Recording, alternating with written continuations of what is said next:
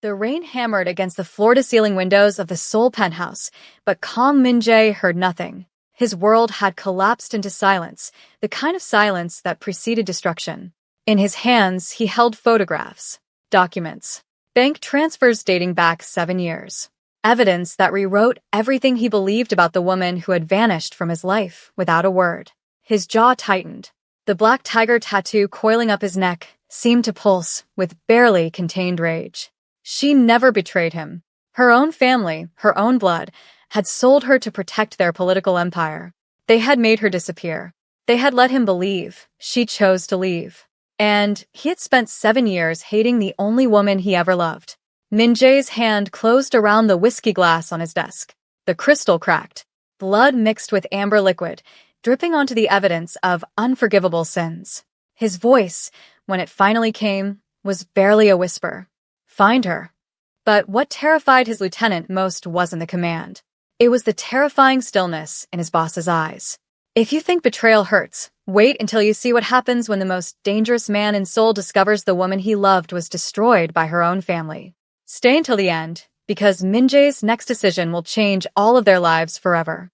Please like, share, and subscribe. 7 years earlier, Lagos had been burning with summer heat when Amara Adeyemi first saw him. She remembered the weight of the air that night, heavy with jasmine and the distant pulse of Afrobeat from her father's political fundraiser. She remembered the cream silk of her dress, chosen by her mother to project elegance. She remembered feeling like an ornament on display. And then she remembered him. Kang Min-jae stood at the edge of the garden, separate from the crowd of Nigerian politicians and international businessmen. He wore darkness like armor, black suit, black shirt, expression carved from obsidian. The garden lights caught the edge of a tattoo climbing from his collar, disappearing beneath his jaw. He wasn't supposed to be there. Korean business interests in Lagos were always handled through intermediaries. But the Adeyemi family had connections that stretched into shadows most people pretended didn't exist. Amara's father had told her to be polite to their international guests. He hadn't told her about the man who would look at her like he was memorizing the architecture of her soul. You're not drinking. His voice reached her before she realized he had moved. Deep, accented, precise. Amara turned, champagne glass still full in her hand. Neither are you. I don't drink at events where I'm being watched. Everyone watches you. Not everyone. His eyes held hers. Just the ones who matter. She should have walked away. Her mother's voice echoed in her mind. Be careful with powerful men. They take what they want and leave wreckage behind. But Amara had spent 23 years being careful. That night, she chose to stay. The memory shattered as present-day Amara pressed her forehead against the window of her small London flat. Rain streaked the glass, blurring the city lights into watercolor smears of gold and white. Her reflection stared back at her. Older now, thinner, the softness of youth replaced by the sharp edges of survival. 7 years. 7 years since her family had destroyed everything she loved and blamed her for the wreckage. 7 years since she had seen his face. She had rebuilt herself from nothing. A teaching position at a secondary school in Brixton. A flat the size of her childhood closet. A life so small and quiet that no one from her past would ever think to look for her here. Some nights, she almost convinced herself she had forgotten him. But then she would dream of Seoul, of rain-slicked streets and the weight of his coat around her shoulders. She would wake with his name on her lips and the phantom pressure of his fingers intertwined with hers. Kang Min-jae, the man she was supposed to marry. The man who must hate her now. Her phone buzzed against the kitchen counter. Amara ignored it. Her sister Adiz had been calling for weeks, each voicemail more desperate than the last. Amara, please. You have to come home. Father is dying. He's asking for you. Let him die asking. The cruelty of the thought should have shocked her. Once, she had been the soft one. The daughter who believed in forgiveness, who trusted family above all else. But that daughter had died in Lagos 7 years ago. What remained was a woman who had learned exactly how much family love was worth. Nothing. It was worth nothing at all. In Seoul, dawn crept across the Han River like a ghost. Min-jae had not slept. The evidence files covered his desk, photographs, financial records, intercepted communications that his people had spent years gathering without understanding what they were truly looking for. He understood now. Chief Adeyemi, Amara's father, had discovered his daughter's relationship with a Korean crime lord 6 months before the wedding was supposed to happen. The political implications had terrified him. The Adeyemi family had spent generations building a reputation of legitimate power. A connection to international organized crime would destroy everything. So he had made a choice. He had contacted Min Jae's enemies in Seoul, the Jang family, who had been trying to destroy the Kong syndicate for decades. He had fed them information, locations, schedules. In exchange, they had agreed to create a situation that would force Amara to leave Korea permanently. The car accident that killed Min Jae's younger sister had not been an accident. It had been orchestrated. And Amara had been told that if she didn't disappear, if she ever contacted Min Jae again, they would finish what they started. They would kill him. Min Jae's hands trembled against the desk. For 7 years, he had believed she chose to leave, that their love had meant nothing, that he had been foolish to trust anyone with his heart. He had become colder, harder, more ruthless. He had built an empire on the foundation of that betrayal. And it had all been a lie. The door opened behind him. His second-in-command, Park Junho, entered carrying a tablet. "We found her." Min Jae didn't turn. His reflection stared back at him from the rain-streaked window. Sharp jaw, cold eyes, the tiger tattoo a permanent reminder of the predator he had become. "Where?" "London. She's been there for 5 years. Teaching position. Small flat in Brixton." Junho hesitated. "Sir, there's something else." "Speak." Her father, Chief Adeyemi. "He's dying. End-stage liver failure. The family is gathering in Lagos." Another pause. "Our sources say they're planning something. Property transfers. Political maneuvering. They're trying to consolidate power before he dies." The silence stretched. Min Jae finally turned. The morning light caught the planes of his face, revealing the terrifying emptiness in his eyes. "Prepare the jet." "Which destination, sir?" "Both." Junho's expression flickered with something that might have been fear. In 15 years of service, he had never seen his boss like this, still as death, radiating the kind of controlled violence that preceded annihilation. "Sir, if I may ask, what are you planning?" Min Jae's lips curved into something that wasn't quite a smile. "I'm going to burn her family to the ground." He walked past his lieutenant, pausing at the door. "And then I'm going to bring her home." London had never felt colder than it did that Thursday evening. Amara pulled her coat tighter against the wind as she walked from the tube station to her flat. The streets were busy with commuters, but she moved through them like a ghost, invisible, forgotten, exactly as she wanted to be. Her keys jingled as she climbed the narrow stairs to her third-floor flat. She didn't notice the black car parked across the street. She didn't notice the man watching from its shadows. Inside, she made tea on autopilot, English breakfast, a habit she had developed in her first months of exile when the night stretched too long and the silence pressed too close. She graded papers while the radiator hummed. She pretended she wasn't listening for her phone to ring. At 9 o'clock it did. Not her sister this time. Unknown number. Amara let it ring. The voicemail notification appeared moments later. She pressed play without thinking, expecting another relative's voice dripping with false concern. Instead, she heard breathing. Slow. Measured. And then a voice she hadn't heard in 7 years. "I know the truth." 3 words. 3 words that collapsed the walls she had spent years building. Min Jae. How had he? Why was he? "I know what your father did. I know why you left." A pause. Rain in the background. The distant wail of a siren. "I know about my sister." Amara's legs gave out. She slid down the wall, phone pressed to her ear, tea growing cold in her forgotten hand. "I'm coming for you, Amara." The line went dead. For the first time in 7 years, she couldn't stop the tears. But whether they were from relief or terror, she couldn't say. Because Kang Min-jae had not said those words like a man planning a reunion. He had said them like a man planning a war. The rain started at midnight. Amara hadn't moved from her position on the floor. Her phone lay beside her, its screen dark, the voicemail already replayed 17 times. Each repetition revealed new details, the steel beneath his calm, the barely controlled fury in the spaces between words. He knew. After all this time, he finally knew. But knowing changed nothing. The damage was done. His sister was dead. Years had been stolen. The people she loved had been threatened. And the man leaving that voicemail wasn't the one she remembered, the one who had held her on rainy soul nights and whispered plans for their future against her hair. That man had believed she betrayed him. What kind of monster had her family's lies created? A knock shattered the silence. Amara froze. Another knock. Soft. Patient. The knock of someone who knew she was home and was willing to wait forever. She should call the police. She should stay silent and hope whoever it was went away. Instead, she found herself walking to the door. Her hand trembled as she reached for the lock. Amara.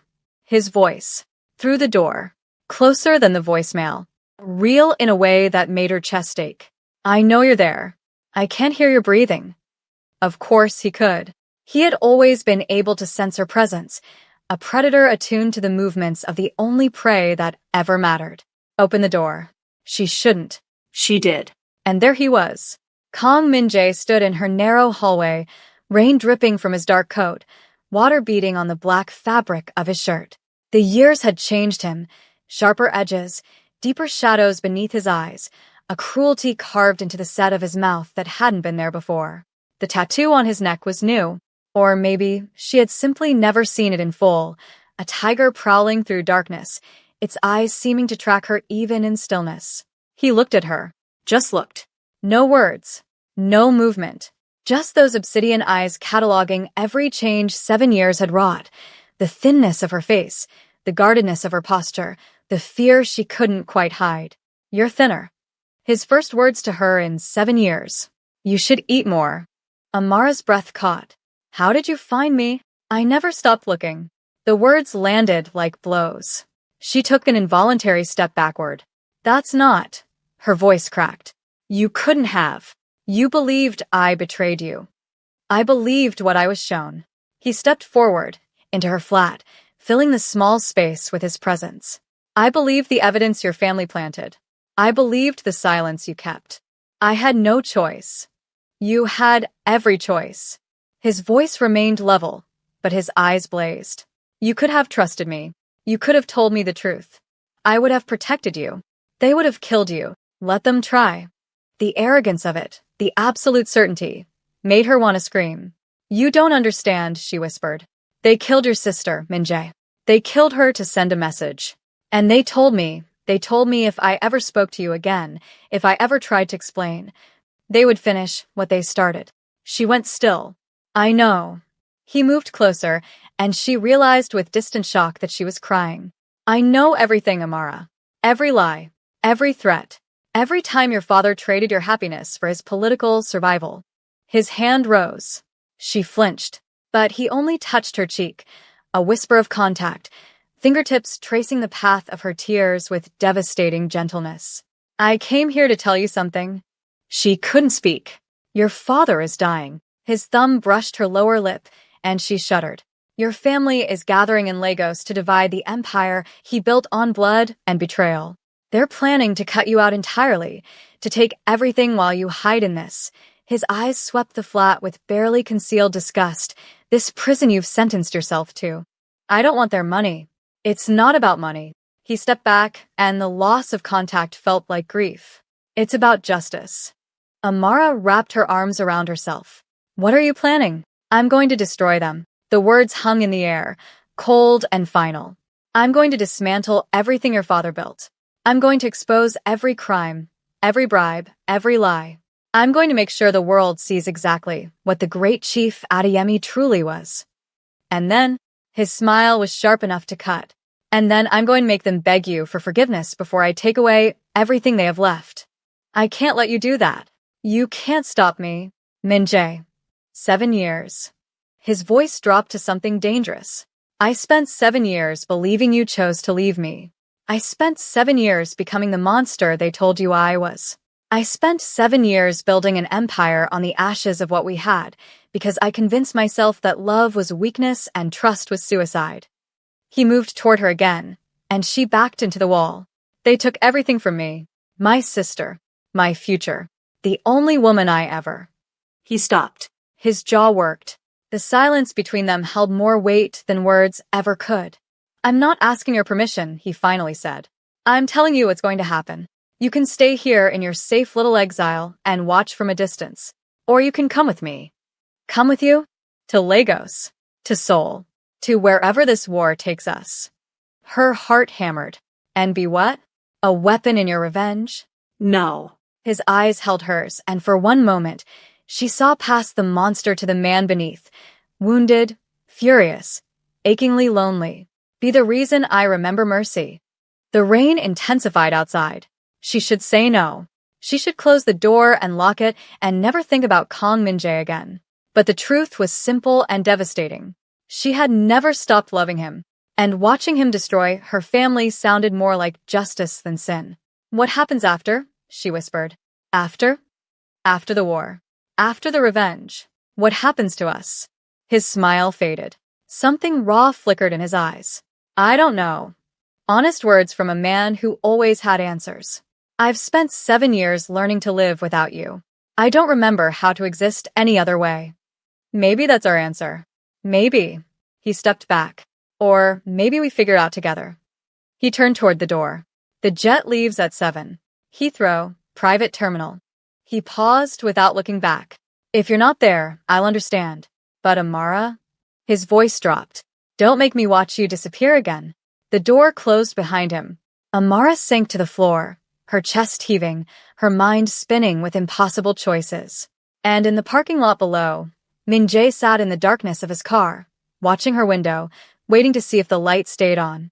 It did. All night. Lagos sprawled beneath the morning sun like a wounded beast. From the tinted window of the Mercedes, Amara watched the city of her childhood pass in fragments, the gleaming towers of Victoria Island, the chaos of Oshodi Market, the dusty roads of mainland neighborhoods she had once been forbidden to visit. She hadn't been home in 5 years. It didn't feel like home anymore. Your sister's people spotted us at the airport. Junho's voice came from the front seat. They'll know you're here within the hour. Amara didn't respond. Her attention remained fixed on the window, on the familiar landmarks rendered foreign by years of absence. Beside her, Min-jae sat in perfect stillness. He hadn't touched her since London, hadn't spoken more than necessary, hadn't given any indication of what he was feeling. The intimacy of that midnight conversation had retreated behind walls of stone and ice. But she caught him watching her.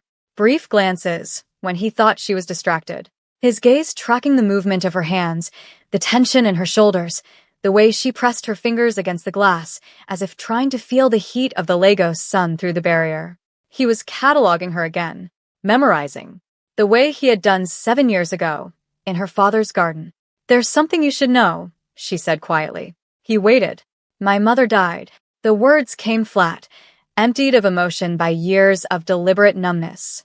3 years ago. Stroke. His expression didn't change, but something flickered in his eyes. I know. You. I told you. His voice was soft. I never stopped watching. The implications settled over her like a weight. 7 years of surveillance. 7 years of silent observation, even when he believed she had destroyed him. You've been spying on me. I've been protecting you. From what? From the enemies you didn't know you had. He finally turned to face her, and the intensity in his eyes stole her breath. Your father's organization is dying, Amara. Vultures are circling. Half the politicians he controlled are looking for ways to distance themselves before the empire collapses. The other half are positioning to take what they can. And you? I'm the one who's been keeping them away. She went cold. Every threat, every blackmail attempt, every predator who thought you'd make useful leverage. His voice remained steady, almost bored, as if discussing weather instead of violence. My people handle them. Without telling me. You wanted distance. I gave you the illusion of it. An illusion. Bitter laughter escaped her. That's all anything has ever been, hasn't it? An illusion of choice. An illusion of freedom. An illusion that I could ever escape what my family created. You could have. His hand moved, not quite touching her, but close enough that she felt the heat of his skin. If you had come to me, if you had trusted me with the truth. Trust. The word tasted like ash. Your world runs on paranoia and blood. How was I supposed to trust that you could protect me from people willing to kill your own sister? The silence that followed was different. Dangerous. Min-jae's hand withdrew. His eyes went flat, the warmth of moments before replaced by the cold calculation she had glimpsed in London. "You're right." She flinched at the softness of his voice. "My world does run on paranoia and blood. And your family spilled both when they took Sujin from me." He turned back to the window. "So when I burn them, remember, they taught me exactly how to do it." The car turned onto a familiar road. Amara's breath caught. The Adeyemi estate rose before them. White walls, manicured gardens, the sprawling compound that had housed generations of political power. It looked smaller than she remembered. Less impressive. Just another monument to corruption wrapped in the aesthetics of respectability. "Are you ready?" Min-jae asked. "Does it matter?" "Yes." He looked at her, really looked, with the full weight of his attention. "It matters to me." She met his gaze. And for the first time since London, she saw the boy she had fallen in love with, buried beneath layers of grief and rage and carefully constructed armor, but still there, still waiting. "I'm ready." The car stopped, and Amara Adeyemi stepped back into the life she had sworn to leave behind. The reunion was exactly as terrible as she expected. Adiz found her first, her older sister, all sharp angles and political smiles, descending the marble stairs of the family home like a queen greeting a prodigal subject. Amara. Air kisses that landed nowhere near her cheeks. "We thought you might come. Father's been asking for you." "Has he?" "Of course. You're still family after all." The lie was so practiced it almost sounded genuine. But Amara had spent 7 years stripping away illusions, and she recognized the calculation behind her sister's warmth. Adiz's eyes tracked to Min-jae, who stood 3 steps behind Amara like a shadow. "And you've brought a guest." "An old friend," Amara said. He insisted on paying his respects. How thoughtful. The temperature in the foyer dropped several degrees. Adiz knew exactly who Min-jae was. The Adeyemi family had spent years covering up their connection to the Jang family's assassination attempt. They had built entire fictions around Amara's departure, a mental breakdown they had told society. She had needed treatment, rest, time away from the pressures of Lagos life. They had never expected the truth to walk through their front door. "Father's in his study," Adiz said, her composure cracking at the edges. "But I should warn you, the doctors have advised against stress. Any unexpected shocks could be dangerous for his condition." Min-jae smiled. It wasn't a nice smile. "We'll be careful," he said. "I understand how fragile powerful men become when their empires start crumbling." Adiz's mask slipped entirely. Fear, raw and real, flashed across her features before she could suppress it. "I'll let them know you're here." She fled up the stairs. Amara exhaled slowly. That could have gone worse. The day is young. Min-jae's hand brushed the small of her back, possessive, steadying, gone before she could react. "Come." "I want to see your father's face when he realizes what's about to happen." Chief Adeyemi's study had been her father's fortress for as long as Amara could remember. Dark wood paneling, shelves lined with law books he rarely read, a massive desk positioned to dominate anyone who sat across from it. The room smelled of cigar smoke and old money and the particular mustiness of secrets kept too long. Her father sat in his wheelchair by the window, a shell of the man who had once commanded rooms with a glance. Liver failure had reduced him to yellowed skin and trembling hands. His eyes, those sharp, calculating eyes that had watched her childhood with constant assessment, were dim now, clouded by medication and approaching death. He looked up when they entered. For a moment, recognition flickered. "Amara." His voice cracked. "You came, father." She didn't move closer. Behind her, Min-jae positioned himself near the door, close enough to watch, far enough to make her father feel the weight of his presence, without direct confrontation. "I didn't think." Her father coughed wetly. "After everything, I didn't think you would come." "Neither did I." I wanted to explain. "I know everything." The words hung between them. Chief Adeyemi's expression shifted, confusion first, then dawning horror as he registered Min-jae's presence for the first time. "You." "Me." Min-jae stepped forward, his shoes clicking against the marble floor. "It's been a long time, Chief. Though I suppose you've been hoping I'd never discover what you truly did." "Amara, whatever he's told you," He told me nothing. Her voice hardened. He showed me the evidence your people were foolish enough to keep. The payments to the Jiang family. The communications coordinating the attack. The orders for your own daughter's exile. Her father's face crumpled. It should have given her satisfaction. Instead, she felt only emptiness. I did it to protect you, he whispered. That man, his world, it would have destroyed you. I couldn't let my daughter become a criminal's wife. So you made me a prisoner instead. A temporary solution. I thought with time, you would forget him. You would move on. You would be grateful. Grateful. The word tasted like poison. You killed his sister. You threatened to kill him. You stripped away my career, my reputation, my future. And you thought I would be grateful? The family. The family. She laughed, and the sound was ugly. Always the family. Every crime justified by legacy. Every betrayal excused by ambition. You never loved us, father. You only loved what we could give you. Chief Adeyemi's hand rose, trembling. That's not. It is. She stepped forward, looking down at the man who had once seemed invincible. And now you're dying, and your empire is falling apart, and you have nothing left except the knowledge that your own daughter will watch you burn. Silence. Then her father's eyes moved to Min-jae. What are you going to do? Min-jae smiled, cold, empty, terrifying. Everything. The next 72 hours passed in a blur of calculated destruction. Min-jae's people had spent years gathering intelligence on the Adeyemi operation. They knew every shell company, every bribed official, every offshore account hiding decades of stolen wealth. Now that intelligence became ammunition. Journalists received anonymous tips. Police departments discovered evidence of crimes that could no longer be hidden. Business partners suddenly found themselves under investigation. Political allies received reminders of exactly how much damaging information the Adeyemi family possessed, and how much safer it would be to distance themselves before the collapse. Adiz tried to fight back. She hired lawyers, held emergency meetings, attempted to rally the family's remaining support network.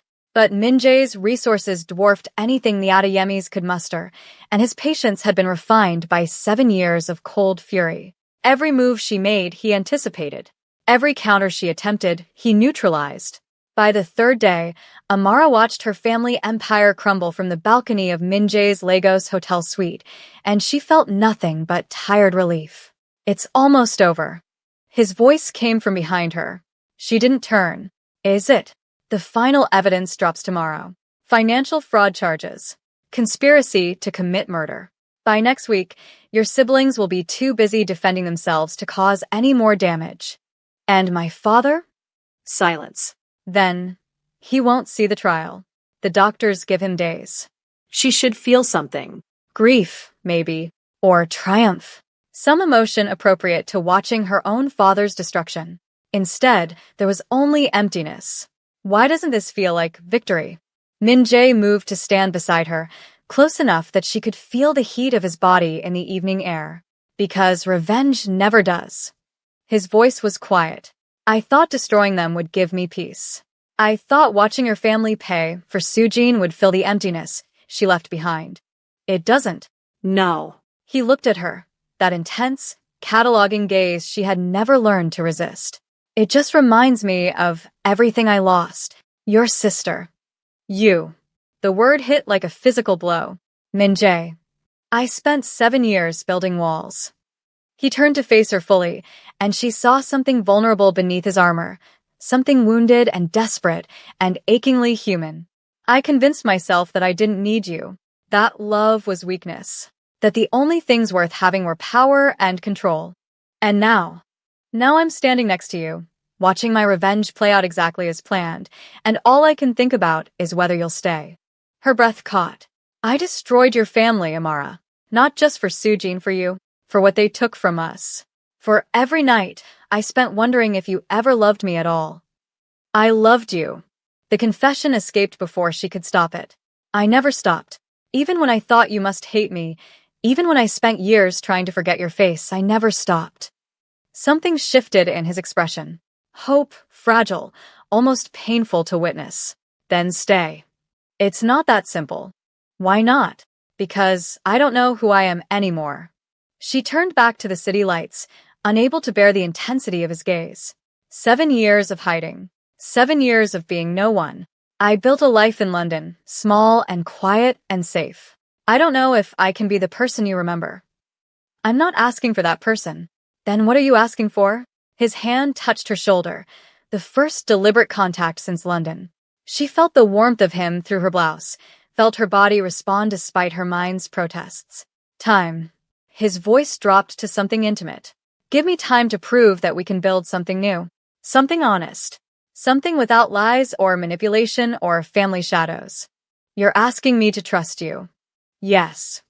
After everything? Despite everything. She closed her eyes. 7 years of isolation. 7 years of fear and loneliness and carefully maintained distance. Could she really let him back in? Could she trust her own judgment after being so thoroughly destroyed by her family's betrayal? I need to think. His hand withdrew. When she finally turned, he had retreated to the far side of the balcony, his expression once again unreadable, his walls firmly back in place.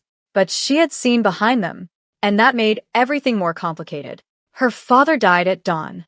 Amara received the call in her own hotel room, a deliberate distance from Minjae's suite that neither of them had acknowledged. Her sister's voice on the phone was cold, perfunctory, delivering the news like a business update. The funeral will be Thursday. You should come. Should I? He was still your father, Amara. Whatever happened between you, he was still family. The word landed like a slap. Family. She let the silence stretch. Is that what we're calling it now? Don't be dramatic. Father made mistakes, but he did what he thought was best. We all did. You helped him destroy my life, Fadiz. I helped him protect the family. There's a difference. Is there? Her sister's composure cracked slightly. Look, whatever that Korean gangster has told you. His name is Kang Min-jae. And he didn't tell me anything I didn't already know. He just provided proof. Proof can be fabricated. Not this proof. Silence. Then, are you coming to the funeral or not? Amara looked out the window at the Lagos skyline, golden in the early morning light. I'll be there. She hung up before her sister could respond. The funeral was a spectacle of hypocrisy. Politicians who had whispered about investigations stood at the graveside offering condolences. Business associates who had been scrambling to distance themselves suddenly appeared grief-stricken. The press gathered outside the cemetery, hungry for any sign of the family drama they had been following for days. Amara stood apart from her siblings, dressed in black, her face carefully blank. Min-jae was there. Not beside her. That would have been too provocative, too obvious. But she saw him at the edge of the crowd, half hidden in the shadow of an old oak tree, his dark suit blending with the mourning clothes around him. He was watching her. Always watching. The service ended. Mourners dispersed. Her siblings gathered around her father's grave for a final private moment, and Amara found herself walking toward them despite her better judgment. Adiz looked up first. You came. I said I would. Yes, well. Her sister's eyes were red. From grief or exhaustion or anger, Amara couldn't tell.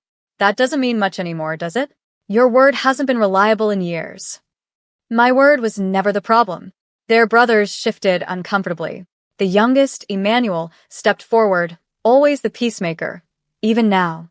Can we not do this here? Father just died surrounded by the empire he built on our sister's suffering.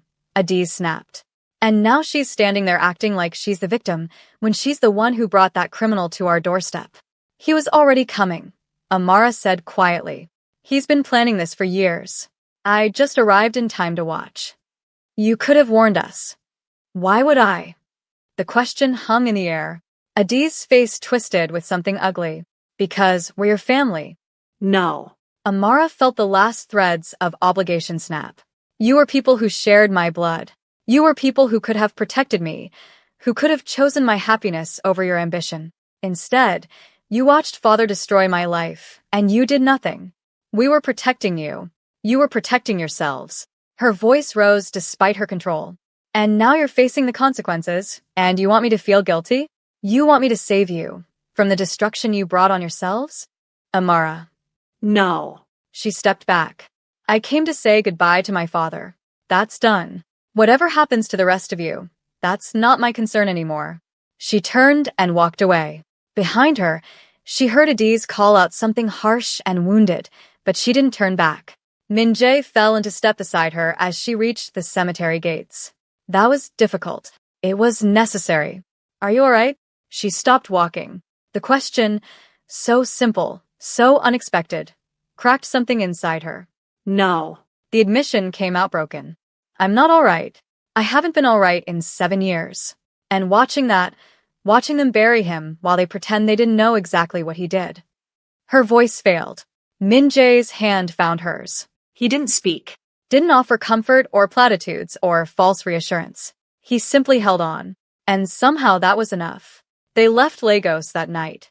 Min-jae's jet carried them north, away from the wreckage of her family, away from the grave of a father who had never truly loved her. But instead of London, he charted a course for Seoul. I want to show you something, he said, when she questioned the destination. Something I should have shown you years ago. What? He didn't answer. Seoul in autumn was exactly as she remembered. Crisp air, changing leaves, the particular energy of a city that never quite slept. Min-jae's penthouse occupied the top 3 floors of a glass tower overlooking the Han River. It was vast and cold and decorated with the aggressive minimalism of a man who had stripped away everything soft. But in one room, a small study off the main bedroom, she found something unexpected. Photographs. Dozens of them, covering an entire wall. Photographs of her. Not surveillance images, though she was sure those existed somewhere. These were different. Candid moments from their months together, before everything fell apart. Her laughing at a street market. Her sleeping in morning light. Her looking at him with an expression of such open love that it hurt to see now. And in the center of the wall, framed in simple black, a photograph of them together. The night they had decided to marry. Her hand rose without permission, fingers tracing the glass. I couldn't get rid of them. His voice came from the doorway. She didn't turn. Even when I believed you had betrayed me. Even when I convinced myself that everything we had was a lie. He moved closer. I would come in here at night, and I would look at your face, and I would wonder if I had imagined what we had. Why keep them? Because the alternative was admitting you were really gone. She closed her eyes. I have the same photographs. The confession surprised her as much as it seemed to surprise him. Different ones, moments you didn't know I captured. I hid them when I left, took them to London, looked at them every night for the first year until I couldn't anymore. Why did you stop? Because it hurt too much. She finally turned to face him.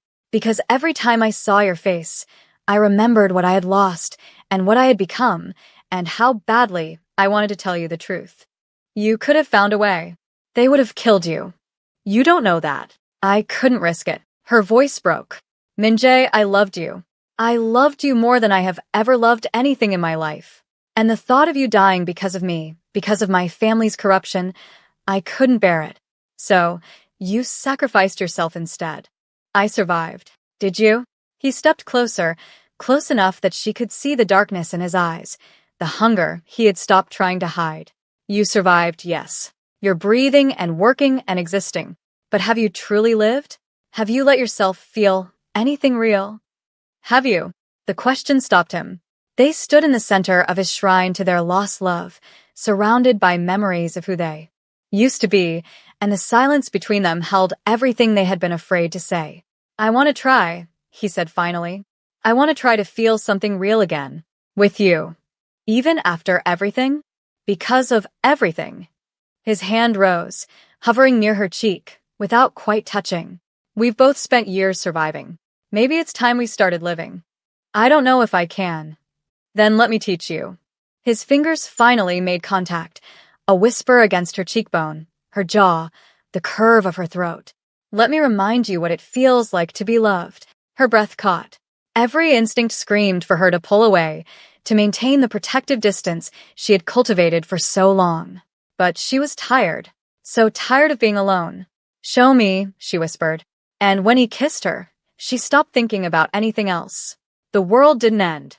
She had expected something. Catastrophe, perhaps. The final proof that allowing herself to feel was a mistake. Instead, She woke in Min-jae's bed with morning light streaming through floor-to-ceiling windows, his arm heavy across her waist, his breath warm against her shoulder. He was already awake, watching her.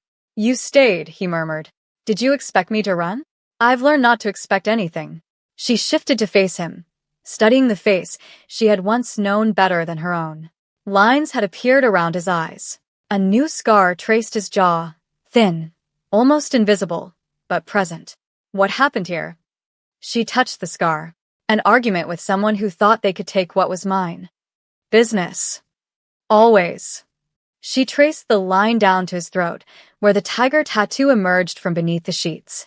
The ink was beautiful, intricate, savage, nothing like the simple designs she remembered from 7 years ago. "This is new. I got it the year you left." His voice was flat, but his eyes betrayed something deeper. A reminder. Of what? That softness is dangerous. That attachment destroys. That the only way to survive is to become the predator instead of the prey. "Is that what you believe?" He was quiet for a long moment. "It's what I believed," he finally said. "Now I'm not sure." What changed? His hand found hers, fingers intertwining. "You came back." But peace, Amara was learning, was not something that came easily in Min-jae's world. 3 weeks after their return to Seoul, his past arrived at his doorstep. The woman was beautiful, the kind of cold, calculated beauty that came with money and breeding and the absolute certainty of one's place in the world. She appeared in Min-jae's penthouse without warning, admitted by staff who clearly knew better than to question her. Amara found her in the living room, examining the artwork with possessive familiarity. "So." The woman turned, her eyes tracking Amara with barely concealed contempt. "You're the one." "Excuse me?" The Nigerian woman. The one Min-jae has been obsessing over for years. Her English was perfect, her accent revealing expensive international education. "I had hoped you would be more." "Who are you?" "Yoon Seo-yeon." She smiled, sharp as a blade. "Min-jae's fiancé." The word landed like a blow. Amara's face went carefully blank. "I wasn't aware he had a fiancé." "Most people aren't. The engagement was arranged after you disappeared, a business alliance between our families. The wedding was supposed to happen last spring, but Min-jae kept finding reasons to delay." Seo-yeon's eyes narrowed. "Now I understand why. I think you should leave. I think you should understand something." She stepped closer, and her perfume, expensive, overwhelming, filled the space between them. Min-jae's world has rules, alliances, expectations. Whatever romantic fantasy you've imagined building with him, it will never survive the reality of who he is. That's not your decision to make. It's not yours either. Seo-yeon smiled again. "The families have spoken. The alliance will happen. Whether you're present for the wedding or not is entirely up to you." Footsteps echoed from the hallway. Min-jae appeared in the doorway, his expression going cold as ice when he registered their visitor. "Seo-yeon. Darling." She turned to him with practiced warmth. "I heard you finally brought your project home. I wanted to introduce myself. Get out." "Min-jae." "I said get out." The warmth in Seo-yeon's expression curdled into something uglier. "This isn't over," she said. "The families have expectations. Your little rebellion won't change that. The engagement is dissolved. It has been for months." "Does your family know that?" Silence. Seo-yeon smiled triumphantly. "I thought not."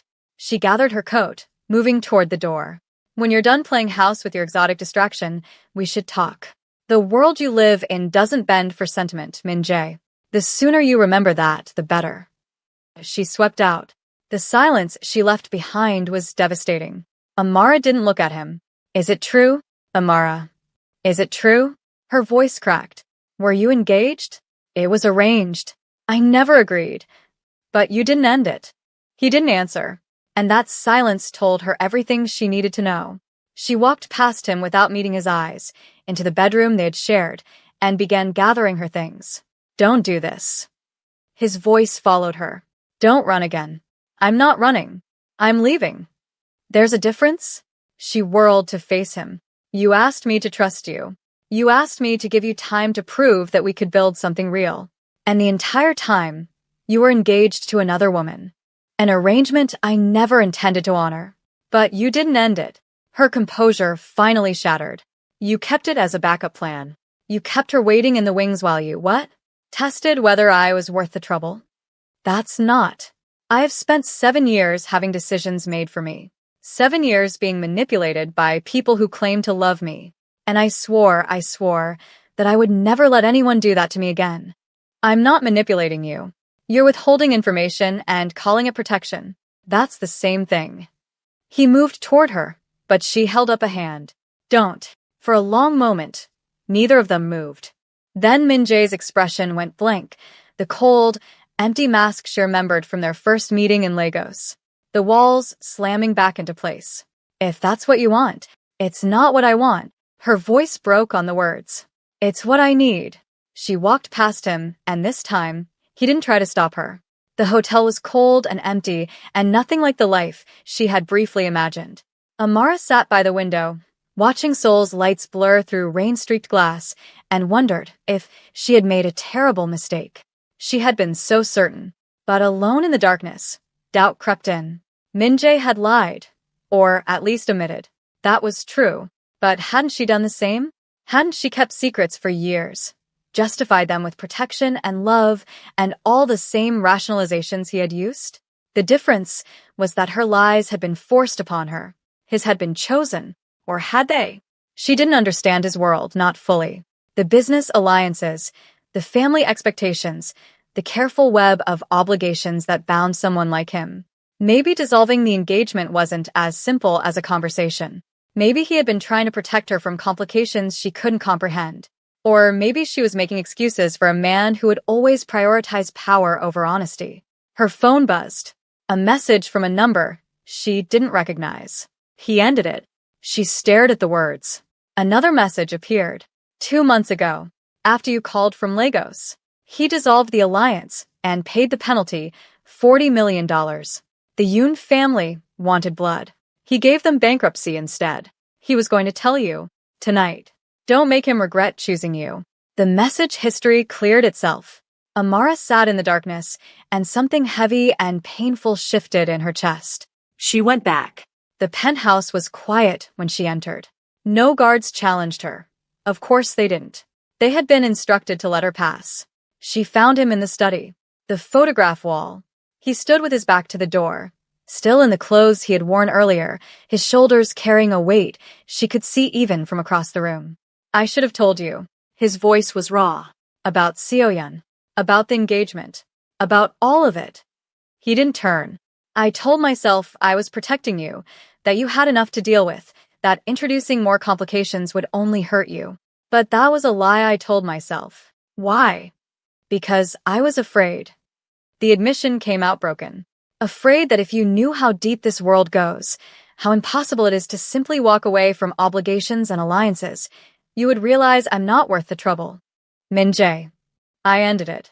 He finally turned, and she saw the devastation in his eyes, the vulnerability he had spent years learning to hide.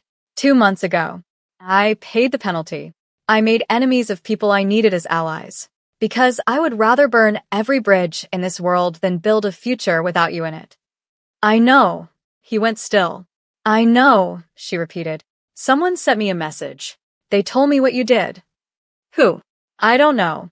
But it doesn't matter. She moved toward him. What matters is that I spent 7 years making decisions based on fear. 7 years keeping secrets because I convinced myself I was protecting the people I loved. And when you did the same thing, you had every right to be angry. I did. She stopped in front of him.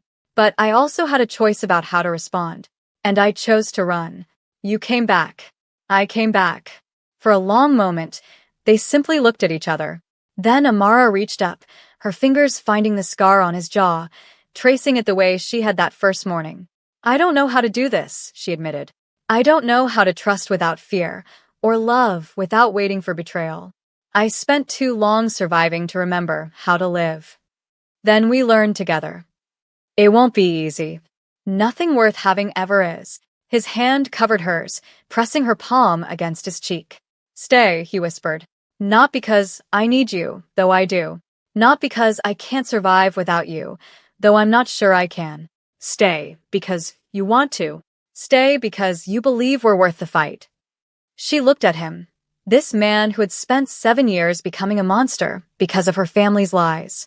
This man who had burned $40 million to free himself from an alliance he never wanted.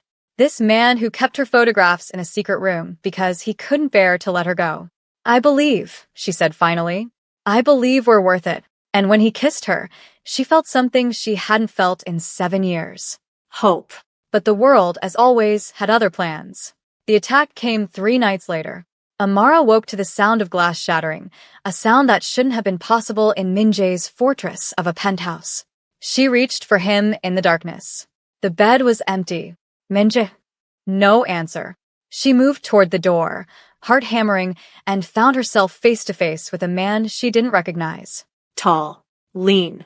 A tiger tattoo on his neck, different from Min-jae's, twisted and corrupted. The Jang family sends their regards. His hand rose, and the world went black. What happens when Min-jae discovers Amara has been taken by the same family that killed his sister? How far will he go to bring her back? And what price will he pay for loving a woman the world keeps trying to tear away? Please like, share, and subscribe, and stay tuned, because Min-jae is about to make the most ruthless decision of his life. She woke to cold. Not the comfortable chill of air conditioning. This was different. Damp. Ancient. The kind of cold that seeped into bones and settled there like a warning. Amara's eyes opened to darkness, then slowly adjusted to dim light filtering through a grated window somewhere above her. Stone walls. Concrete floor. The smell of rust and something. Older, something that spoke of violence done and violence yet to come. Her wrists burned. She looked down and found them bound with zip ties, tight enough to cut circulation, positioned in front of her rather than behind. A small mercy. Or perhaps simply practicality. Whoever had taken her wanted her conscious. Aware. Afraid. The last thing she remembered was the man's face. The corrupted tiger tattoo. The words that had preceded the blow that stole her consciousness. The Jang family sends their regards. Min-jae had told her about them. The rival syndicate that had been trying to destroy the Kong Empire for decades. The family her father had contacted 7 years ago when he needed someone willing to kill to keep his daughter away from a Korean crime lord. The family that had murdered Soo-jin. And now they had her. Footsteps echoed from somewhere beyond the heavy door at the far end of the room. Amara forced herself upright, ignoring the screaming pain in her head, the nausea threatening to overwhelm her. She would not be found cowering. Whatever happened next, she would face it standing. The door opened. The man who entered was older than she expected, 60, perhaps, with silver hair swept back from a face that might have been handsome before cruelty carved permanent lines into its architecture. He walked with the careful precision of someone accustomed to power, flanked by 2 guards who positioned themselves at the door like statues. Miss Adeyemi. His English was accented but clear. Or should I say, the future Mrs. Calm? Though I suppose that wedding will never happen now. Who are you? Jang Taewon. He smiled, and the expression contained nothing resembling warmth. I believe you're familiar with my family's work. We helped your father solve a problem 7 years ago. You murdered an innocent woman. Innocent. He seemed to taste the word, finding it amusing. Soo-jin Kong was many things, but innocent was not among them. She was a Kong. That made her complicit. She was 23 years old. And your point? Amara's hands trembled in their bindings, but her voice remained steady. My point is that you're a monster. Monsters are made, Miss Adeyemi, not born. He moved closer, close enough that she could smell his cologne, expensive, inappropriate for a dungeon.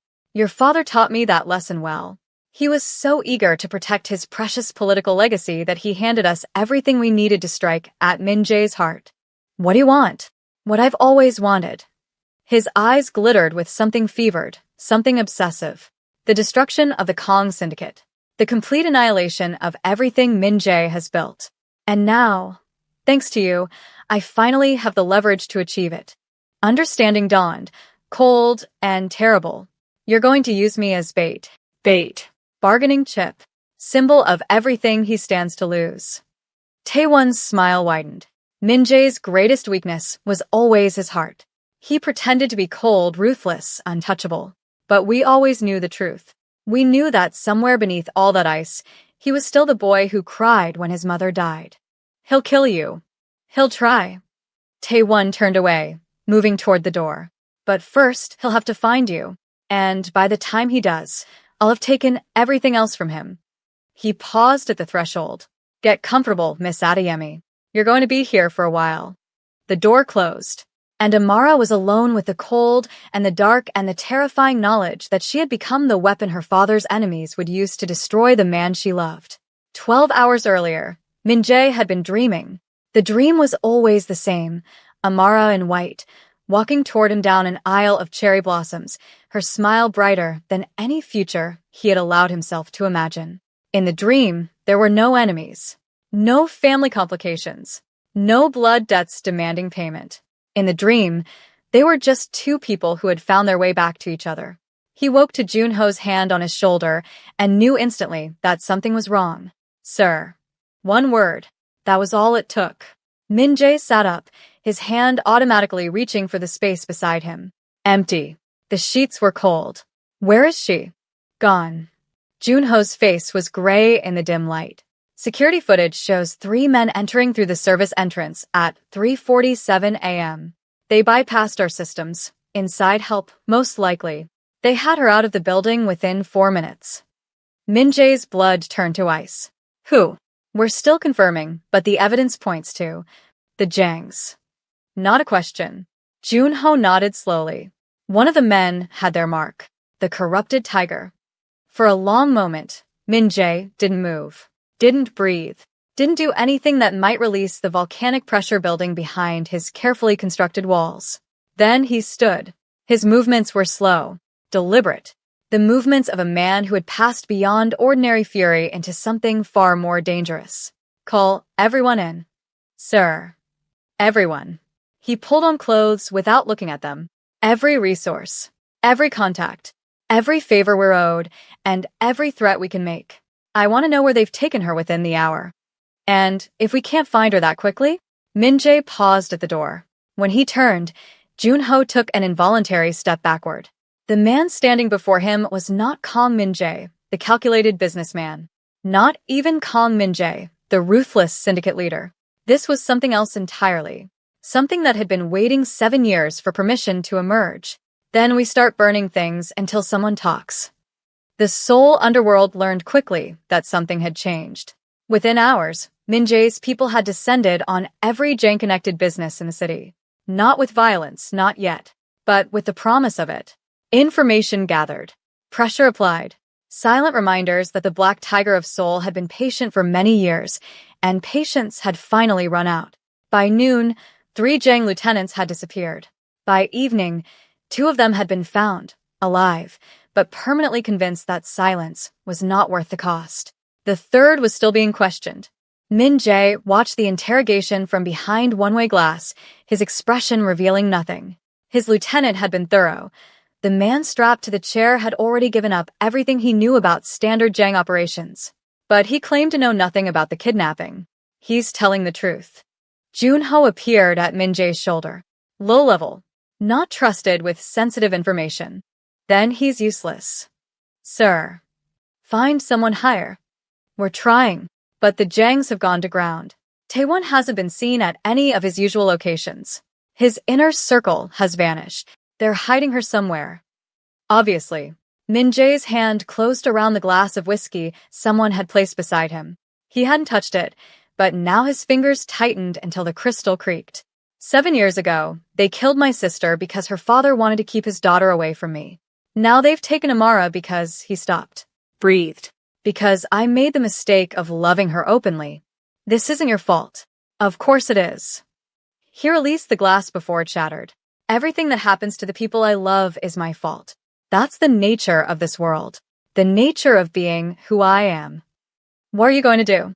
Min-jae was quiet for a long moment, watching the broken man in the interrogation room struggle against restraints that would never give. Whatever I have to.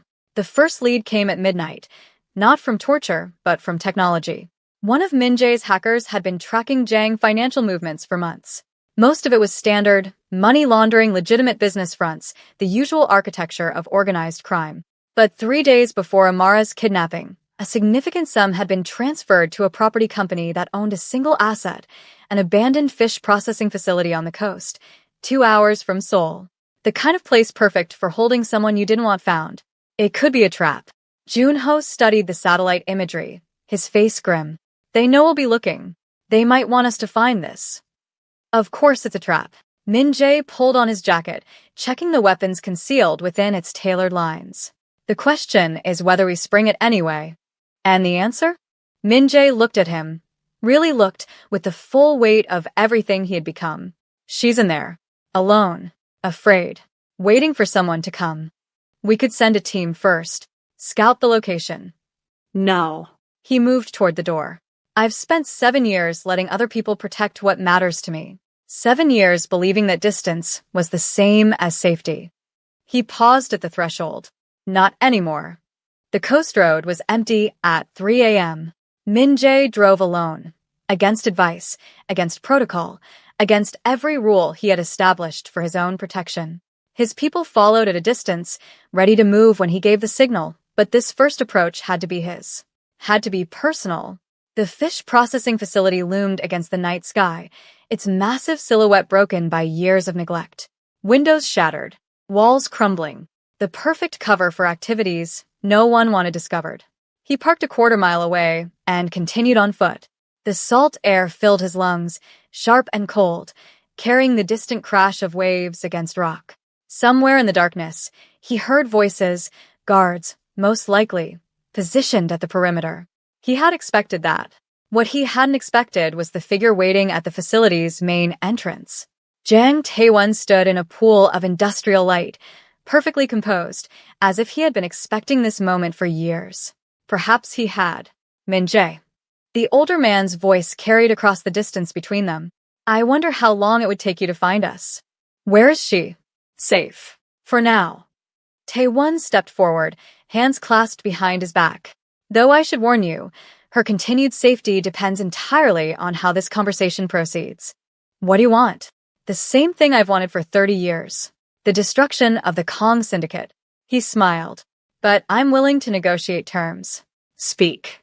Everything. Your territories. Your businesses. Your contacts. Everything you've built, transferred to Jang control within 48 hours. Tae-won's eyes glittered. In exchange, I'll let her live. And if I refuse, then I'll send her back to you in pieces. Starting with her hands, she won't need those if she's not going to be signing any marriage certificates. Something cold and terrible uncoiled in Min-jae's chest. He had spent years learning to control his emotions. Years building walls that nothing could penetrate. Years convincing himself that the monster inside him was a tool to be used, not a master to be served. But hearing this man threaten to mutilate the woman he loved, the monster stirred. You know I can't agree to that. I know you'll pretend to refuse. You'll posture and threaten and play the cold syndicate leader. Tae-won shrugged. But we both know the truth. You love her. You've always loved her. And love makes men weak. You're right. Tae-won blinked, surprised by the admission. Love does make men weak. Min-jae continued, his voice dropping to something soft. Something dangerous. It makes us hesitate when we should strike. It makes us offer mercy when we should offer death. It makes us believe that monsters like you might have some shred of humanity worth preserving. He stepped forward. But here's what you don't understand about loving someone, Tae-won. It doesn't just make you weak. It makes you willing to become something far worse than weak to protect them. Are you threatening me? I'm telling you what's going to happen. Another step. You're going to take me to Amara. You're going to release her unharmed. And then you're going to watch while I burn everything you've ever built to the ground. And if I refuse? Min-jae smiled. It was the smile that had earned him his reputation. The smile that made hardened criminals flinch. The smile of a man who had looked into the darkness and decided to make it his home. Then I won't wait for your people to send her back in pieces. I'll come in there myself and take her. And everyone who stands in my way will learn exactly why they used to call my father the Butcher of Busan. The silence stretched. Then Tae-won laughed, a harsh, ugly sound that carried no humor. You think you can intimidate me? I've been in this business since before you were born. I've survived wars that would have broken lesser men. You survived because no one cared enough to truly destroy you. Because the cost of ending you was higher than the cost of tolerating your existence. Min-jae's voice dropped to a whisper. But you made a mistake, Taewon. You touched something I care about. And now. He pulled back his jacket, revealing the gun holstered at his hip. Not reaching for it. Not yet. Just reminding everyone present that violence was one decision away. Now the cost doesn't matter anymore. Inside the facility, Amara heard the distant sounds of confrontation and felt hope spark in her chest. He had come. Of course he had come. She had never truly doubted it. Even in her darkest moments of captivity, even when Taewon's guards had made it clear that no rescue was expected to succeed, Min-jae would move heaven and earth to find her. And whoever stood in his way would regret it. But hope was not the same as certainty. And the men guarding her door showed no signs of standing down.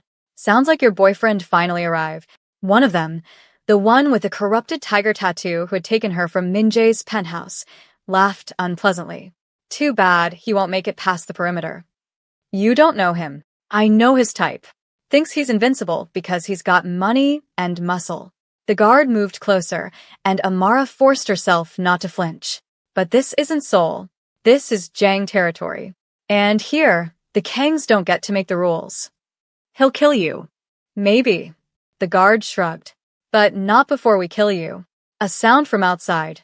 Sharp, sudden. Gunfire. The guards exchanged glances, sudden uncertainty breaking through their confidence. Stay with her, the first one ordered. I'll check. He didn't finish the sentence. The door exploded inward, and Kang Min-jae stepped through the wreckage like a nightmare given form. Blood spattered his white shirt. His face was marble cold, revealing nothing of the violence he had just committed. But his eyes burned with something ancient and terrible. The guard who had threatened Amara reached for his weapon. He never touched it. Min-jae moved like smoke, fluid, inevitable, impossible to track. One moment he was at the door. The next, the guard was on the ground, his arm bent at an angle arms weren't meant to bend, his scream cut short by the pressure of Min-jae's foot on his throat. Where are the others? The question was directed at Amara, but his eyes never left the man beneath him. 3 more. They left when the shooting started. Good. He removed his foot from the guard's throat, but before the man could recover, Min-jae's gun was against his temple. How many more inside? I don't. The gun pressed harder. 12. 12 more, plus Taewon. Where? Main processing floor. They're waiting. It's a trap. I know. 1 shot. The guard went still. Amara should have been horrified. Should have felt something at watching a man die so casually, so efficiently, so close to her bound hands.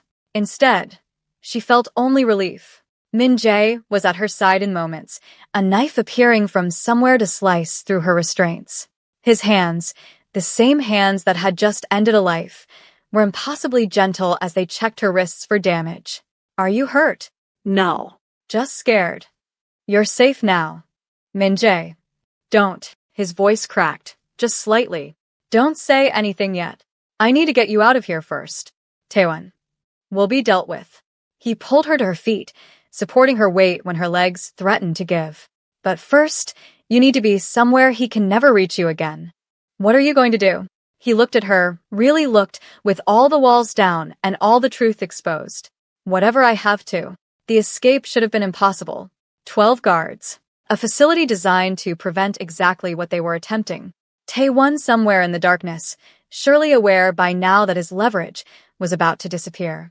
But Min-jae moved through obstacles like water through rock, finding paths where none should exist, anticipating threats before they materialized, eliminating resistance with the cold efficiency of a man who had spent his life preparing for exactly this moment. Amara lost track of how many bodies they passed. She lost track of whether she should care. What she remembered later was his hand in hers, never letting go, never allowing distance between them, anchoring her to reality even as the world dissolved into blood and shadow. They emerged into salt air and starlight, and for one perfect moment, everything was still. Then the gunshot. Amara felt the impact before she heard it. Min-jae's body jerking, his grip on her hand tightening convulsively, his exhale carrying a sound that wasn't quite pain. Run. Min-jae. Run. He pushed her toward the darkness, toward the road where his people would be waiting, and turned to face whatever was coming. Amara ran. She ran until her lungs burned and her legs screamed, and the facility was nothing but a distant glow against the night sky. She ran until arms caught her. Junho, his face stark with fear, his questions dying when he saw the blood on her clothes. Not her blood. His. We have to go back. The words tore from her throat. He's still in there. He was shot. Our people are moving in now. Junho's voice was steady, but his eyes betrayed his terror. We'll get him out. You don't understand. I understand perfectly. He guided her toward a waiting vehicle. Min-jae gave us orders before he went in. If anything happened to him, your safety was the priority. Nothing else matters until you're secure. He matters. Yes. Junho met her eyes, which is why he made sure you'd be protected, no matter what happened to him. The vehicle door closed. The engine started. And Amara watched the facility shrink in the distance, praying to gods she had stopped believing in that the man she loved would survive the night. The waiting was the worst part. Min-jae's people had taken her to a safe house, a nondescript apartment in a quiet Seoul neighborhood, far from anything connected to Kong or Jang operations. Armed guards at every entrance. Medical staff on standby. Everything arranged with the terrifying efficiency of an organization accustomed to crisis. But no one would tell her anything. Hours passed.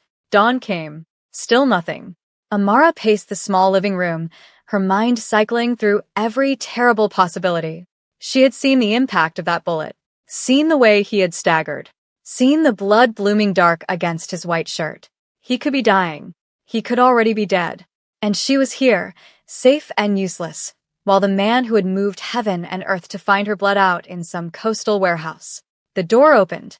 Junho entered, his face gray with exhaustion but his eyes held something that might have been relief. He's alive. Amara's legs gave out.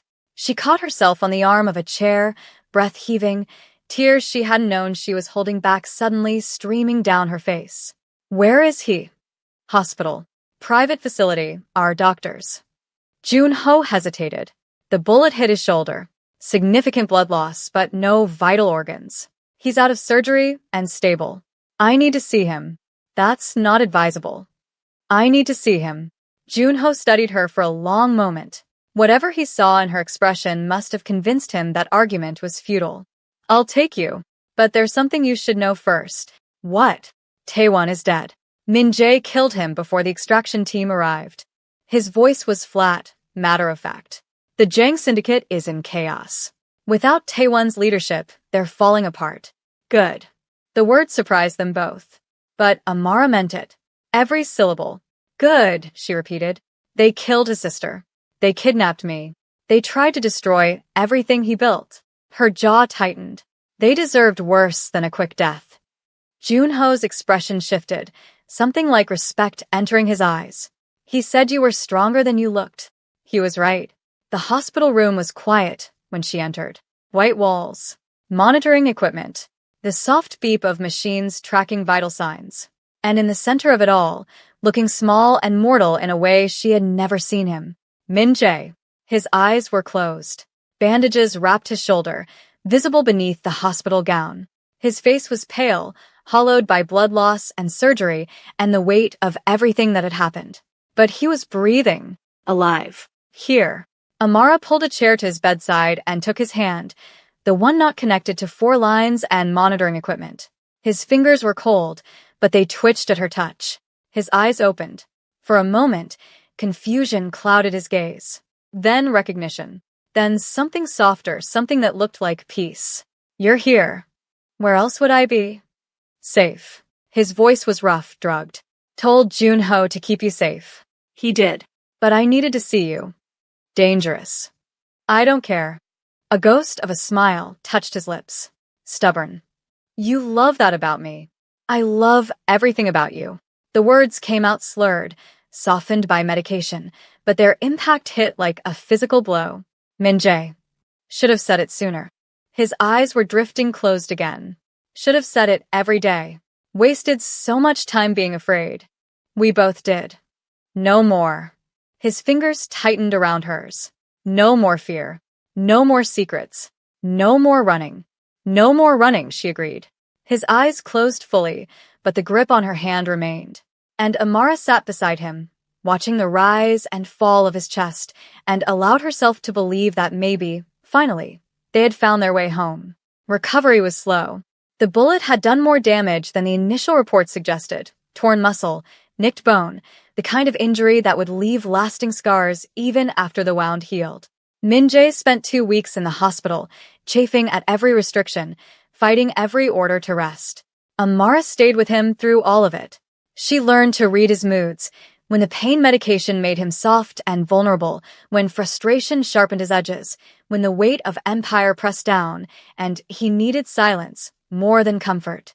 She learned the rhythms of his world, too. The endless stream of lieutenants and advisors seeking guidance. The constant flow of information about Jang collapse and Kong consolidation. The quiet conversations about what came next, now that their greatest enemy had been destroyed. And slowly, carefully, she began to find her place within it. You don't have to do this. Min-jae watched her from his hospital bed as she reviewed business documents Junho had brought for signature. My world isn't. Your world is my world now. She didn't look up from the documents. Whether I want it to be or not. You could leave. Go back to London. Pretend none of this happened. Could I? The question hung between them. Taewon is dead, but the Jangs still exist. Weakened, but not destroyed. They'll want revenge eventually. She finally met his eyes. And even if they didn't, I'm connected to you now. Everyone knows it. Leaving wouldn't make me safe. It would just make me an easier target. So you're staying because it's practical? I'm staying because I love you. She set down the documents. I'm staying because watching you almost die made me realize that I would rather face 1,000 dangers with you than live one safe day without you. Something shifted in his expression, the walls crumbling, the armor falling away. I don't deserve you. Probably not. She moved to sit beside him on the bed. But you're stuck with me anyway. His hand found her cheek, thumb tracing the line of her jaw. Marry me. The words came out raw, unplanned, carrying none of the careful calculation that usually marked his speech. Amara's breath caught. Min-jae. Not because of obligation. Not because of family alliances or political convenience. His eyes burned into hers. Because I spent 7 years without you, and I refuse to spend another day uncertain about where we stand. We've only just found each other again. We've been finding each other for 7 years. His voice dropped. Every moment I spent becoming harder, colder, more ruthless. I was looking for you. Every empire I built, every enemy I destroyed, it was all so that when I finally found you again, I would be strong enough to keep you. And now I need to know. His hand trembled against her skin. Will you stay? Not just for today. Forever. The word hung in the air, terrifying and beautiful and impossible to ignore. Forever is a long time. I know. There will be more enemies. More danger. More moments when we don't know if we'll survive. I know. Your world is violent and complicated and nothing like anything I imagined for my life. I know. His jaw tightened. If you need time to think. Yes. He went still. Yes, I'll marry you. For a moment, he didn't react, as if the word couldn't penetrate the layers of armor he had constructed around his heart. Then his hand slid into her hair, pulling her close, and he kissed her with the desperation of a man who had finally stopped running. When they broke apart, his forehead resting against hers, Amara laughed, soft and wondering and free. We're really doing this? We're really doing this. Your world is going to have opinions about you marrying a Nigerian woman. My world can adjust its opinions or face the consequences. His voice hardened with familiar steel. Anyone who objects to you becomes my enemy. That's the only opinion that matters. Romantic. Practical. But he was smiling, a real smile, the kind she remembered from 7 years ago. Though, I suppose romance isn't entirely off the table. Show me. He kissed her again, and for the first time in longer than she could remember, the future felt like something to anticipate rather than fear. The wedding happened 6 months later. Not a small affair. Min-jae's position required spectacle, and Amara had discovered that she no longer feared attention. They married in Seoul, in a ceremony that blended Nigerian traditions with Korean formality, watched by hundreds of guests who represented the complicated reality of their joined worlds. Amara wore white and gold, her dress designed by a Lagos fashion house that had once served her mother. Her father's family was not invited, but a few cousins who had never participated in his crimes attended, their presence a reminder that blood ties could be both weapon and blessing. Min-jae wore black because he was incapable of wearing anything else. But his expression when she walked toward him, that was pure color. Joy and terror and desperate hope all tangled together in the face of a man who had spent years convincing himself he would never feel anything again. When they exchanged vows, Amara heard the tremor in his voice that no one else would detect. When she promised forever, she saw the tears he would never acknowledge gathering at the corners of his eyes. And when he kissed her, in front of everyone, claiming her publicly in the way his world required, she felt the weight of everything they had survived transform into something lighter. Hope. Future. Home. The reception lasted until dawn. At some point, Min-jae pulled her away from the crowds, through hidden corridors, up private elevators, onto a rooftop garden that overlooked Seoul's glittering expanse. I wanted to show you something. More surprises? This one's different. He led her to the garden's edge, where a small bench sat beneath a cherry tree, impossibly blooming, clearly maintained by careful intervention. This is where I used to come when I couldn't sleep. His voice was quiet. After you left. After Sujin died. When everything felt impossible and the only choice was to keep moving forward or stop entirely. What did you do up here? Remembered. His hand found hers. Looked at the city I was building my empire across. Told myself that power would fill the emptiness you left behind. Did it? No. He turned to face her, and in the soft light of approaching dawn, he looked younger. Softer. The man she had fallen in love with 7 years ago, finally allowed to exist again. Nothing filled it. Nothing will ever fill it except you. Min-jae. I need to say this. He pressed a finger to her lips. I spent years becoming something terrible.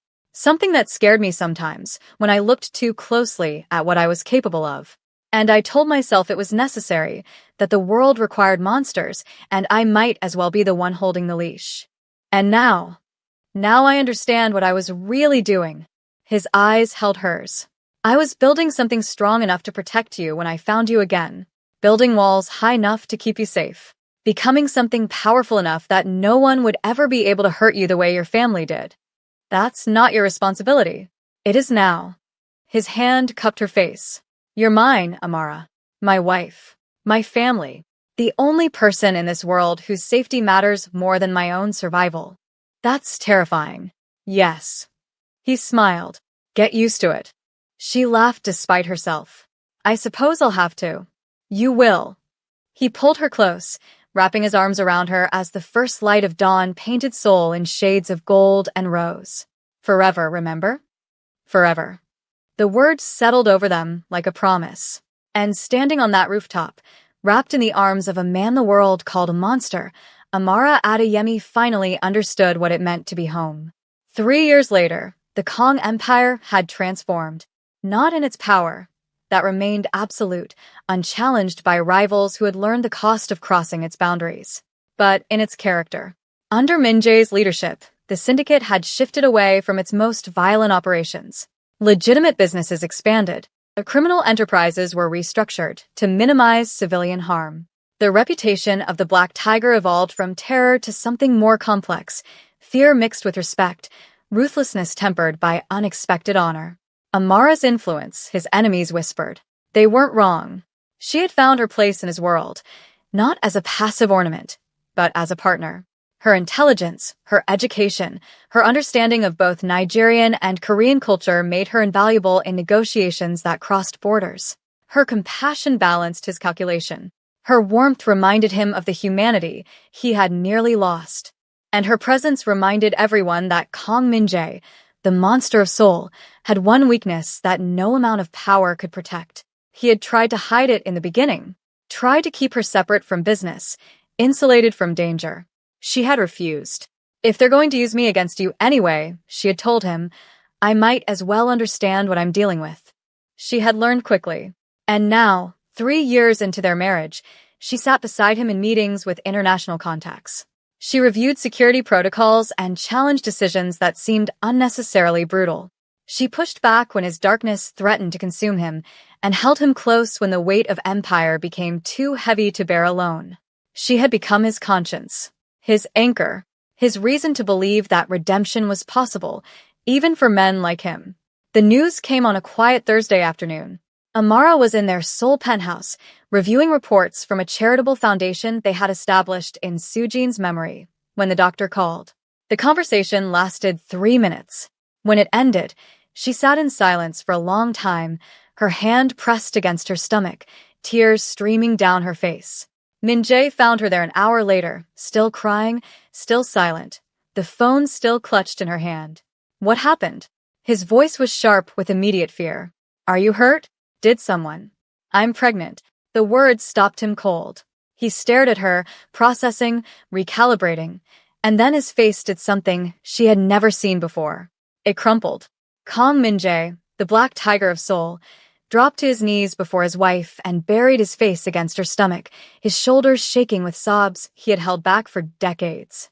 Amara's hands found his hair, stroking gently, her own tears falling into the silver strands that had begun appearing at his temples. I never thought, his voice broke. I convinced myself I didn't want. I know. A child. Our child. He looked up at her, and his eyes held something she had never seen there before. Pure, uncomplicated joy. Amara. I know, she repeated. He pulled her into his arms, holding her like she might disappear, and they stayed that way until the sun set and the city lights flickered to life beyond their windows. That night, he traced patterns on her still flat stomach and whispered promises in Korean and English, promises of protection and love and a future he had never allowed himself to imagine. I will be different, he swore. Not my father. Not the monster I became.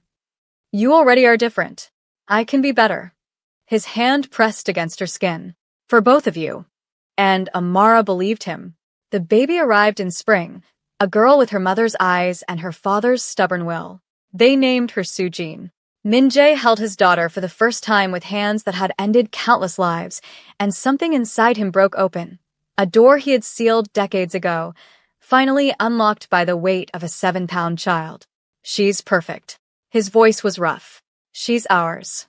He looked at Amara, exhausted, radiant, looking at him with an expression that contained their entire history. 7 years of separation, violence and loss and the destruction of everything they had once been. And somehow, impossibly, they had found their way here. To this moment, to this family, to a future that felt like redemption. Thank you. The words came out broken. For what? For coming back. He reached for her hand, intertwining their fingers while his daughter slept against his chest. For trusting me. For believing I could be something more than what I had become. You always were more. She squeezed his hand. You just needed someone to remind you. He kissed her then, soft, grateful, full of promises he intended to spend a lifetime keeping. And in the quiet of the hospital room, surrounded by monitors and flowers and the distant sounds of Seoul, Kang Min-jae finally understood what his father had never learned. Power was meaningless without someone to share it with. Empires crumbled. Enemies rose and fell. The world kept turning regardless of who controlled its shadows. But love. Love was the only thing worth killing for. The only thing worth dying for. The only thing that made any of it matter. Years later, when their daughter was old enough to ask about the tiger tattoo on her father's neck, Min-jae told her a story. He told her about a garden in Lagos and a woman in a cream silk dress. He told her about love lost and found and lost again. He told her about monsters and redemption and the terrible things good people sometimes do to protect what matters. He told her about her Aunt Soojin, who had died too young, and her grandfather in Lagos, who had made unforgivable choices. He told her about the years he spent alone, believing that he had lost everything. And he told her about the woman who had come back, who had trusted him despite every reason not to, who had seen the man beneath the monster and chosen to love him anyway. Your mother saved me, he said, watching his daughter's eyes widen with the gravity of his words. I spent years building walls to keep everyone out, and she climbed every single one. Weren't you scared? Terrified? He smiled. Still am sometimes. Of what? Of losing her. Losing you. Losing this. He gestured at their home, at the life they had built, at everything that mattered. All of it. But you're the black tiger. His daughter's voice held the absolute certainty of childhood. You're not afraid of anything. Everyone is afraid of something, little one. He pulled her close. The trick is finding something worth being brave for. Like Mama? Exactly like Mama. From the doorway, Amara watched them, her husband and her daughter, shadows of violence and rays of light, somehow coexisting in the same improbable family. She had walked into his world with eyes open, knowing the cost, and she had discovered that some prices were worth paying. For love, for family, for the chance to build something new from the ashes of everything old. Min-jae looked up and caught her watching. His smile transformed his face, still dangerous, still capable of terrible things, but softened now by something that looked remarkably like happiness. Come here, he said. She went, and in their embrace, surrounded by the complicated life they had built together, Amara Adeyemi finally understood why she had survived everything that had been done to her. She had been waiting for this moment, for this family, for him. The waiting was over, and everything that came after, all the challenges, all the enemies, all the impossible complications of loving a man who lived in shadows, all of it was worth it. Every single moment. Some love stories begin with chance meetings and gentle courtship. Others begin with violence, betrayal, and years of painful separation. But the truest love stories, the ones that survive everything the world throws at them, are the ones that begin with a ruthless decision. A decision to fight for what matters. A decision to protect what cannot be replaced. A decision to love, even when loving means becoming something terrifying. Kang Min-jae made that decision the night he discovered the truth about Amara's family, and he never stopped making it. Every day, For the rest of their lives.